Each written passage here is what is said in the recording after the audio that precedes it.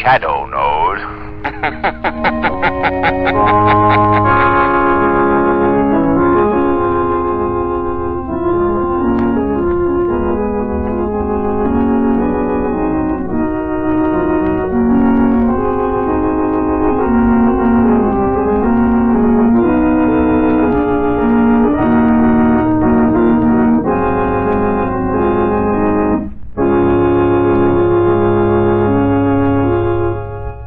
The Shadow begins his exciting adventure in just a moment. Right now, I want to tell you how you can get the quickest non-skid stops you've ever had.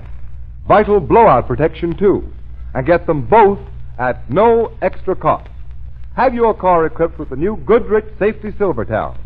On the outside, this new kind of tire has the lifesaver tread that actually sweeps wet roads so dry you can light a match on its track. Gives the greatest skid protection ever offered. And on the inside, it has the famous golden ply that resists heat, provides scientific protection against dangerous high-speed blowouts. Yet with all this life-saving protection, the new Silvertowns cost you not a penny more. For safety tomorrow, get Goodrich Safety Silvertowns today.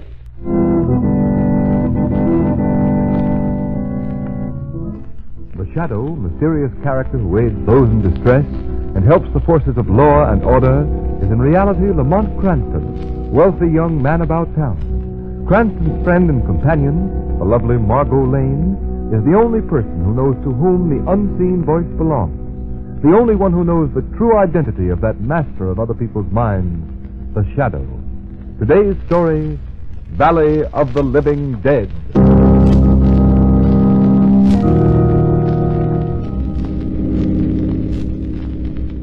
This desert scenery is simply magnificent, Lamont. Why, this alone was worth the trip. Yes. And I think that's the mountain range over there that I've been looking for. Sort of saw-teeth edge to it. Looking for a mountain range? The whole thing seems silly to me. Long trip just because you heard of a rumor that there's a valley someplace behind a sawtooth mountain where people act peculiarly. What's behind this rumor? That's just what I'm going to find out, Margot.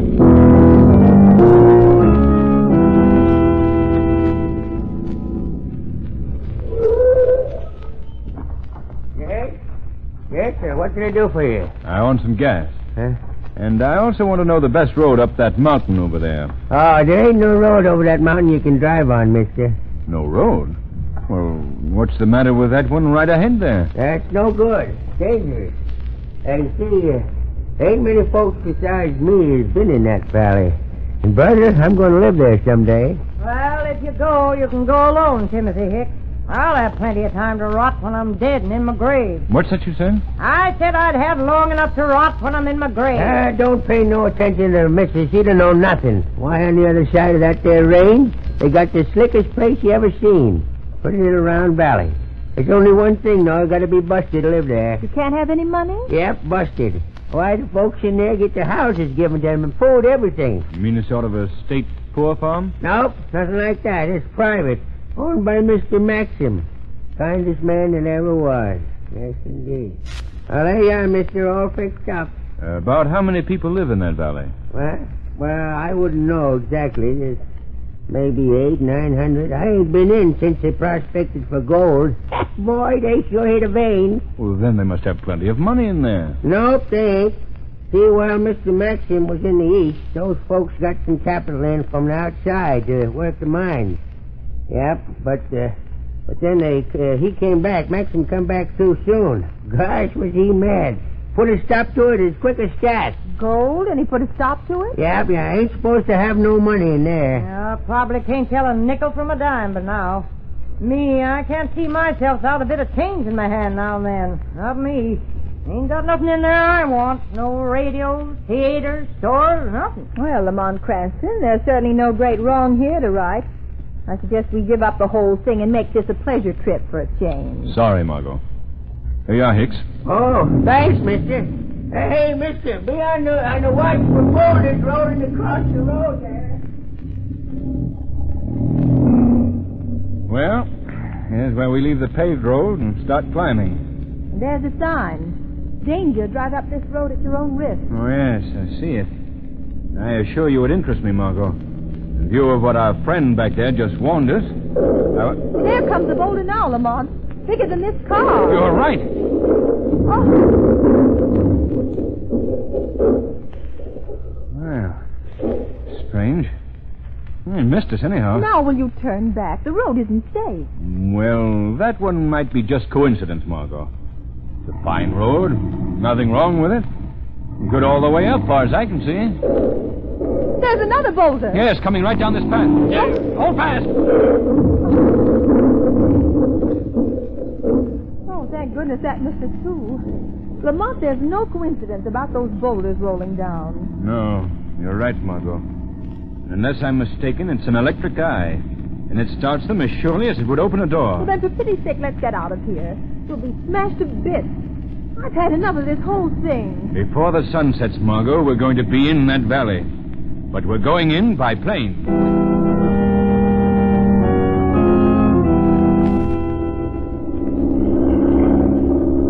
But it all seems so unnecessary, Lamont. Going and getting this plane, there can't be anything wrong. Not with this man Maxim on the job.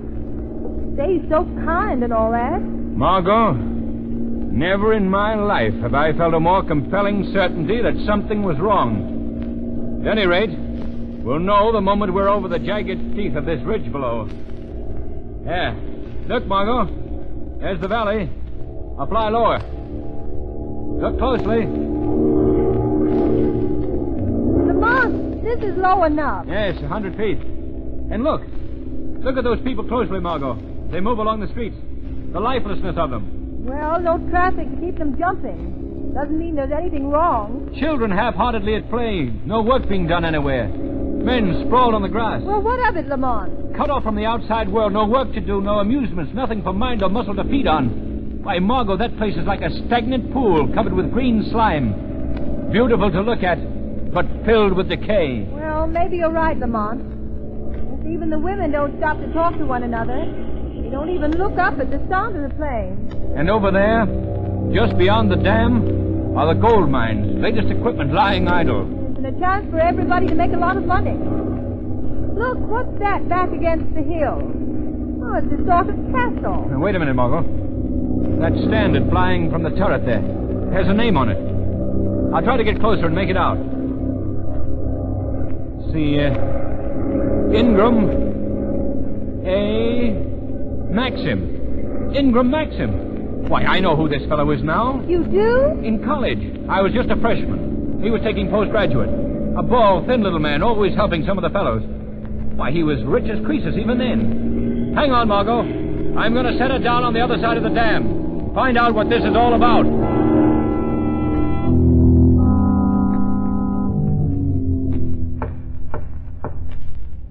Why don't they answer, Lamont? We'll keep on knocking until they do. Oh, wait. I saw the curtain move in the window up there. Please, Lamont, let's go back to the plane. I feel weak. What was that? I don't know. It's horrible. Margot. Good heavens, Margot. Here, you're not fainting. Oh. The lady has fainted. Mr. Maxim, please. I prefer to carry her. I will carry her. No one here dictates to Maxim. There. Now, precede me into the house, if you will, sir.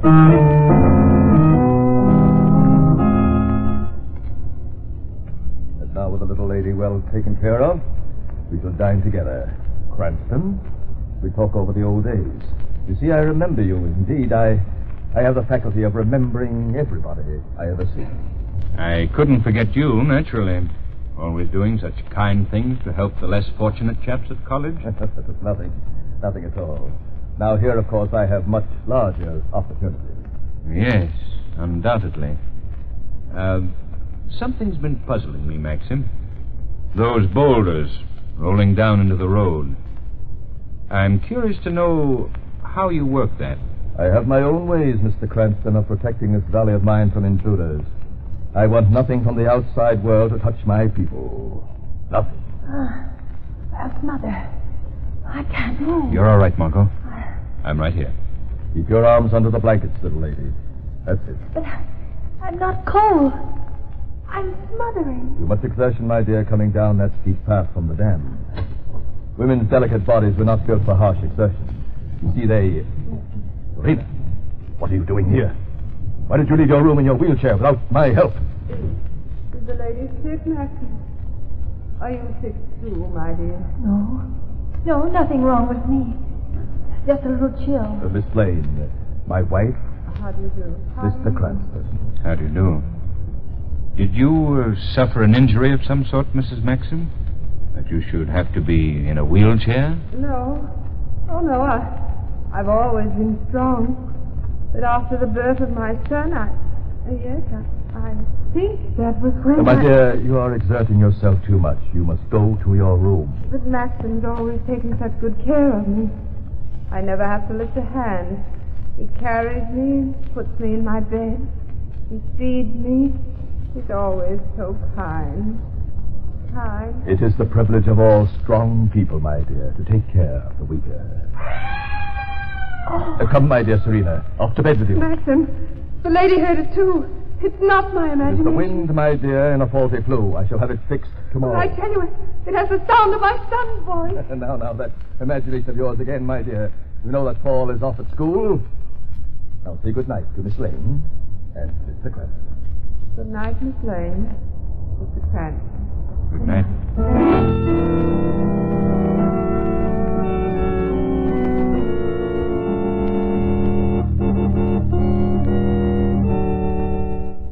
Before we begin Act Two of The Shadow's Adventure, here's something that hits right home with the pocketbooks of all you motorists.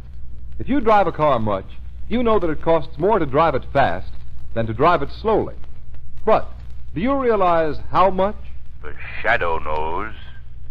When you're hitting it up 55 and 65 miles an hour, you pay double for gas, oil, tires, and maintenance. Speed is expensive. Slow down and save. Yes, motorists. That's one sure way to save money. And don't forget, you can save both money and trouble with that new Goodrich Safety Silvertown tire.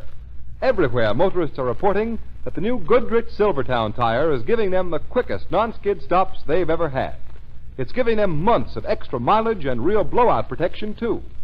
If that seems like a lot, just remember that this new Silvertown is the tire that's built with every great life-saving, mileage-building tire feature you can name.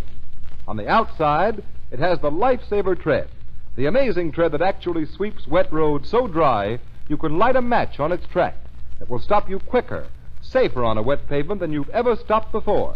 And on the inside, this new Silvertown has the famous Golden Ply blowout protection. Yet, in spite of the fact that this new kind of tire costs thousands of dollars to develop, you can get this life-saving Silvertown for your car at no extra cost.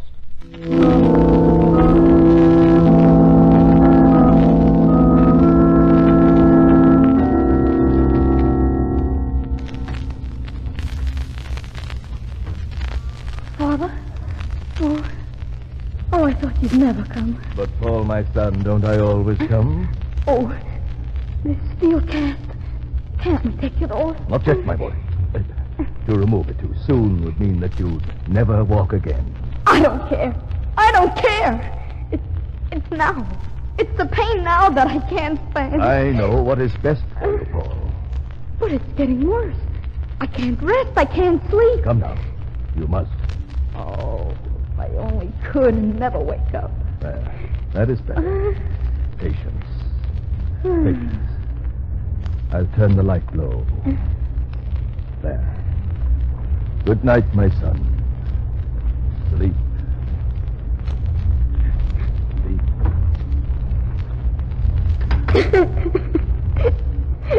I'm glad he's gone. I'll get that cast off somehow. startle me. I don't care. Let me help you, Paul. Who spoke? Where are you? Don't be frightened. I've come to help you. Nothing can frighten me anymore. But I can't see you. I can sometimes help people better because I'm not seen. Oh, I don't know what you mean, but can you really help me? I mean, take this cast off. Yes, Paul, right away. Tell me, how long have you had it on? Nearly 2 years. I was away at school and had an accident. My father came to see me, and well, I don't remember much about that part. But a doctor said that I would have to have this cast put on. A doctor said that? Well, yes. My father told me he did. Trust me now. I want you to try to stand. But I can. My father says I can. I want you to try. All right. I'll try. Oh, I'm standing. Good boy. That's what I wanted to know. You have 2 strong, healthy legs. They're growing against steel that clamps them like a vice. This cast is coming right off. It's off. Oh, but my legs, they feel numb. Steady, Paul. The pain will soon be gone. You'll be well again. Well again, boy. Oh, yours is not the only bondage to be broken tonight.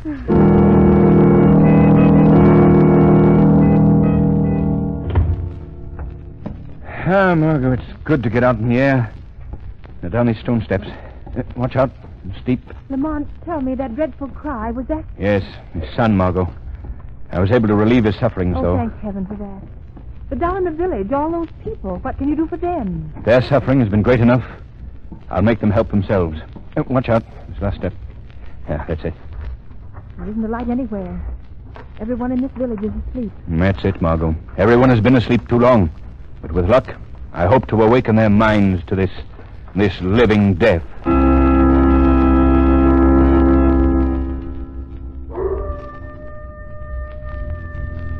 Not a sound anywhere, Lamont, except that coyote off in the hills. The villagers sleep, Margot, but they do not rest.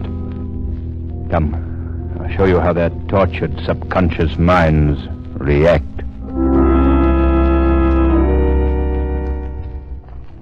This place of living dead, this silence beats on my ears like the drums of eternity.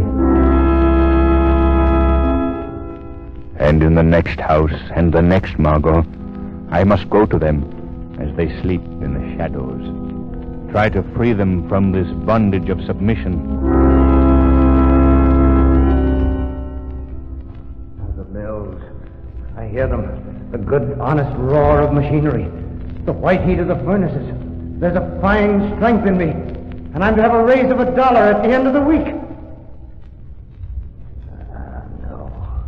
No, that's past and gone. I become as soft as something that lies rotting in the sun. There is no hope. I am dead. Dead. No, my friend, you're alive. And you can be strong again. What? Who spoke? Who said that? God put muscles in a man's body for use, for work. Work. Yes, work. But we are dead. Not while there is work to be done, and you can do it. No, I've dreamed that dream until I'm nearly mad. Then go to the mines. They wait only for your courage to start them working. No, we can't do that. Mr. Maxim has forbidden it. Wake up, man. He has given you what only money can buy. He has taken from you what only God can give. Your freedom. Start working the mines tonight. Start working the mines tonight. Start working the mines tonight. Start working the mines tonight.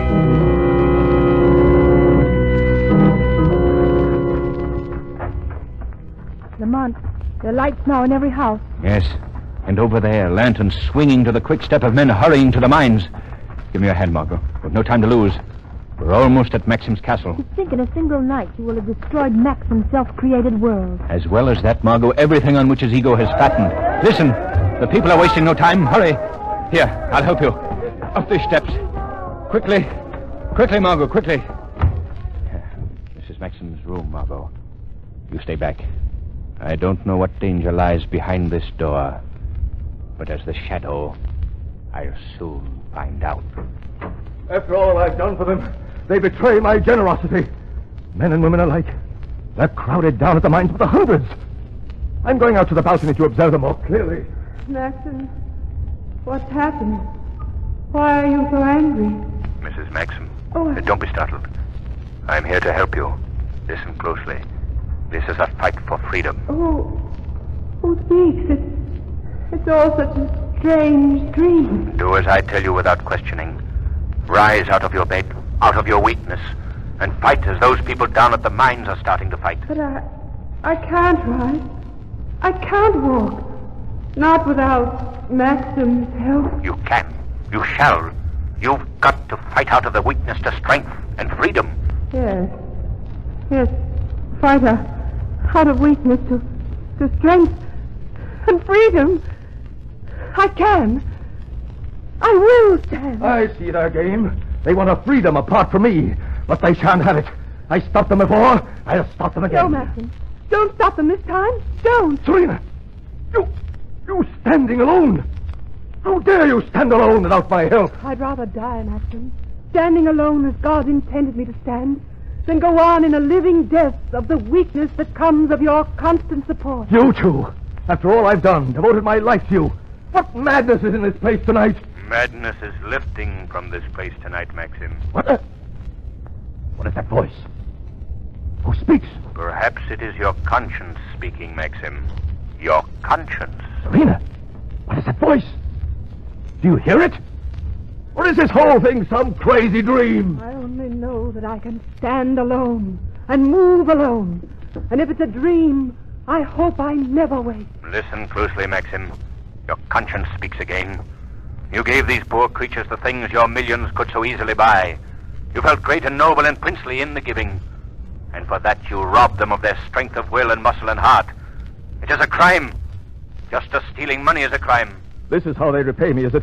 They hurl my liberality back into my teeth and make it a reproach. Maxim, you are consumed by selfishness. A selfishness so great that it has sacrificed 1,000 people and your wife and your son to its greedy demand. It's a lie! My whole life has been devoted to others. My people know I love them. I'll go to them. I'll talk to them. Will you also listen to them? They will listen to me.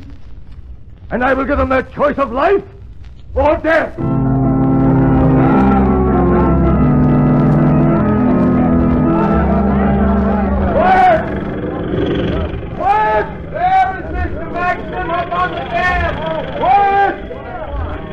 Stop those drills! I command you! Stop those drills! No! We want to work! Yes, we want to work! There is no need for you to work!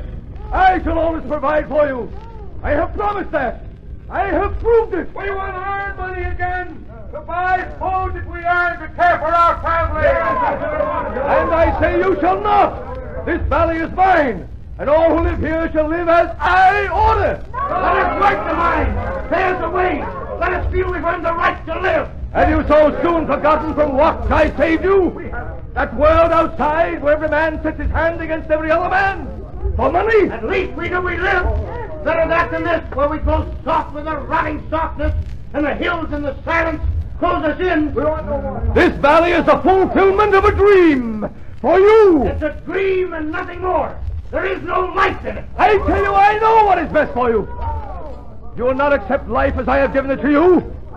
Then you shall have death as I give it to you. I shall save them from themselves. A quick, merciful death. Yes, one turn of this lever, and in a few minutes the valley will be a deep and silent lake. Yes, one turn of the lever. For the second time, Maxim, your conscience speaks. Let it speak. I know what is best for my people. You care nothing about those people. How wrong you are, voice. I care enough about them to exterminate them all, rather than submit them to the corruption of an outside world. Just one turn of this handle. Just one turn of that handle, and you would be a murderer. The ungrateful have no right to live. Close those gates before it is too late. You have no right to pronounce death. For if there's a guilty man in this valley today, you are that man. I guilty? Of what am I guilty? You attempted to buy the freedom of 1,000 people, Maxim. To force them to their knees before you, and to keep them there for the rest of their lives. No! No, I didn't mean it that way. This lever. Oh, I must turn it back. The rush of water against the gate is too strong. I can't turn it. Maxim, I'm here. Cranston. Lamont Cranston. Here beside you. Oh, Cranston, I'll help you. Before it's too late. Yes, together, our combined strength.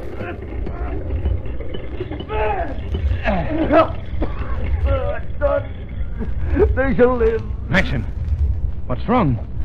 There's blood on your lip. Something in me is broken. The weight of closing the gate. Here, lean on me. Wait. Look. Oh, Cranston, look. Coming there. Walking toward me. Look. Walking. My wife and my son. Yes, walking. Here, Maxim, take my arm. No, Cranston, I am dying. I gave my life closing those gates, saving my people. Tell them that. Tell my wife and son. Please lean on me. Let me help you to your feet. No, look. The weaker I grow, the more strongly they walk. My wife and son, they are getting back what I took away. You're a great man at this moment, Maxim. And listen, down by the mines as the water recedes, they're cheering you, Maxim. Yes, I hear them cheering me. And they are the cheers of a living and a free people.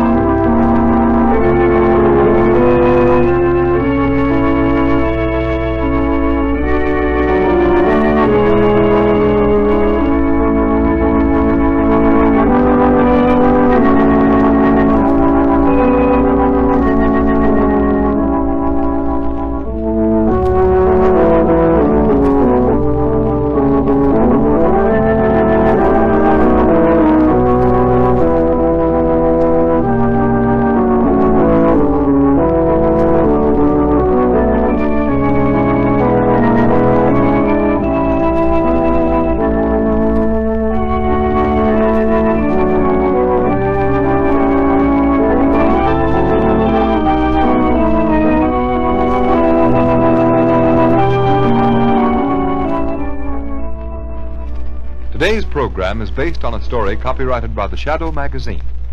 All the characters and all the places named are fictitious. Any similarity to persons living or dead is purely coincidental. The Shadow Magazine is now on sale at your local newsstand.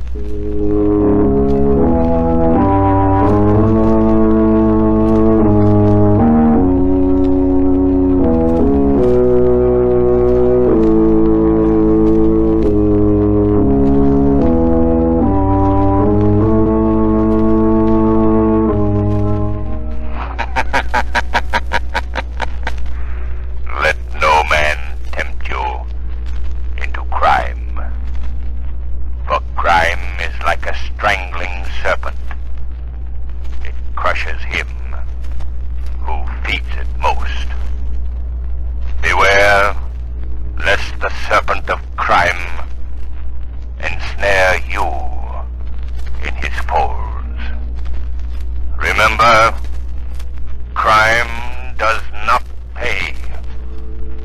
The Shadow knows.